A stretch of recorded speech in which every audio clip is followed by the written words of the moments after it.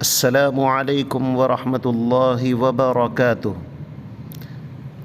آج ہم ہر بلا، ہر مصیبت، ہر پریشانی سے محفوظ رہنے کی دعا سیکھتے ہیں۔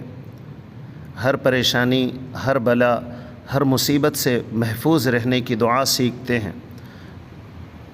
سورہ بقرہ کی آخر کی 2 آیتیں آمن الرسول بما انزل الیہ من ربہ والمؤمنون، یہ آیت، اور لا یکلف اللہ نفسا الا وسعها، یعنی سورہ بقرہ کی آخر کی 2 آیتیں پڑھ کر جو شخص رات میں سوتے وقت ان کو پڑھ کر سو جائے گا، اللہ تعالی ہر پریشانی، ہر بلا، ہر مصیبت سے اس شخص کی حفاظت فرمائیں گے۔